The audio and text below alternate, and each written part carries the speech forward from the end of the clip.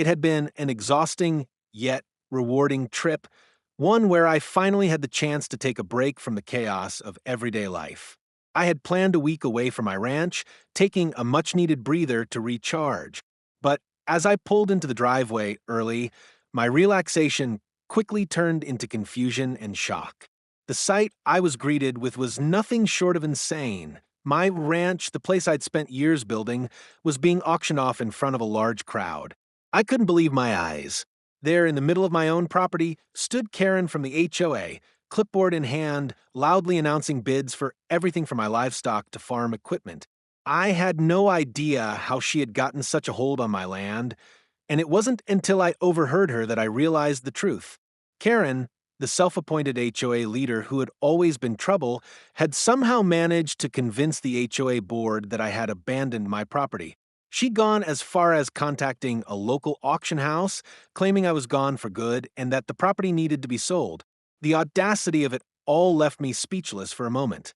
Karen's grin was wide as she shouted at the crowd, pointing toward my barn and listing off the items up for grabs. In her eyes, it was all just business, her version of making a quick buck. But for me, it was personal. This was my home, my sanctuary, the result of years of hard work. I wasn't about to let her tear it apart. Without thinking, I marched toward her, and her expression shifted from smug confidence to shock. I called out to her, demanding to know what she thought she was doing. Karen was caught off guard, but instead of backing down, she did what she always did, call for help. "I'll have you arrested for trespassing," she yelled, dialing 911 on her phone. But by the time the police arrived, I had already contacted my lawyer, and the situation had quickly escalated. The officers were astounded by Karen's actions. It didn't take long for them to figure out she had no legal right to auction anything on my property.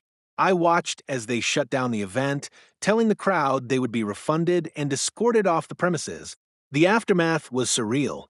Karen was left standing there, red-faced and defeated, while I was left with a ranch that, for a brief moment, I thought I might lose. The HOA board quickly backed off after I threatened legal action, and Karen was forced to resign from her position. The entire event became a cautionary tale for the neighborhood.